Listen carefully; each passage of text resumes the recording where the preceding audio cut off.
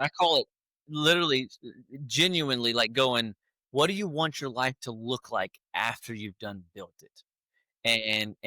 When I watch, there's a big study that's going on since like the late mid 70s, Mm, and it's a centenarian study.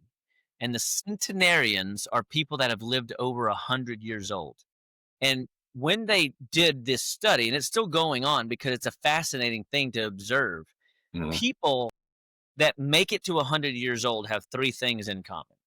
okay. They have something to live for. Like you said, it's a grandkid, it's a husband, wife, it is God, it is a pet. Yeah, Something is driving them, number yeah. one. Mhm, Number two is they're on no medications. So obviously they're practicing some kind of lifestyle management in order to not be on meds. And number three, they have no issues with their teeth. Interesting. Well, this is not in the fourth, but I would, come alongside and say, hey, let's do a test. It's called a metabolic vulnerability index test. It's a inexpensive test. It's like 65 bucks. And it mhm, shows how resilient are your cells and how inflamed is your body, how nourished is your tissues, and are your cells able to produce energy and vitality, or is there bogged down and clogging in the system? And interestingly, when we have something to live for, some why, you've heard it say, start with why, Simon Sinek. You ever read that yeah. book? I haven't heard of it. It's a good one. And but start with why, and recognizing that if you're on one, two, three medications or more, then we have to recognize that we can change that. It may not change in 30 days, it may not change in 3 months, but over the course of about 9 months, you can turn most any metabolic crises around.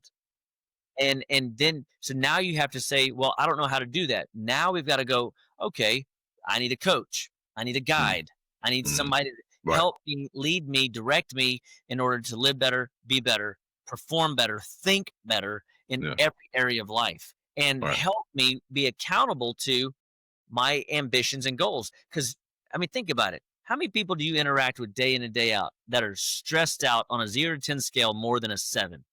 A lot of Yeah, them. a lot of them. Yeah. And so we're never designed to run at 7 plus stress day in and day out. Mhm, And unfortunately, the stress is causing people to go and reach to what we call comfort food. yeah.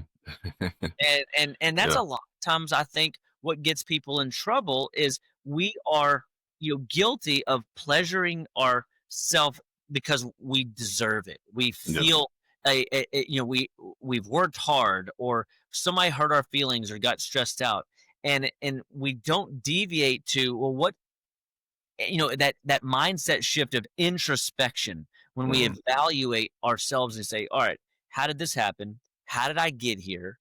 What can I do today to make 1 degree of change?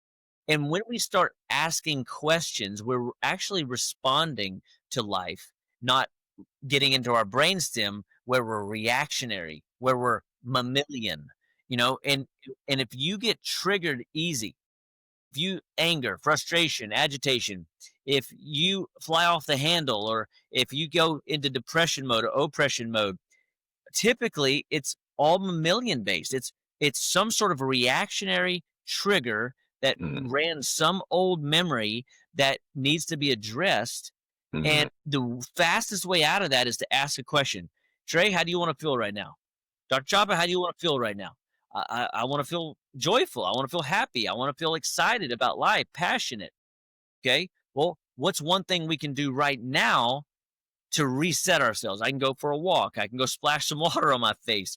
I can go look at the beautiful sky. I Mhm. can take some vitamin D. I could, uh, you know, go eat a steak. I guarantee you, nobody got overweight eating only steaks. They got overweight eating carbohydrates. And this is something that's really powerful to know about your diet. Mhm.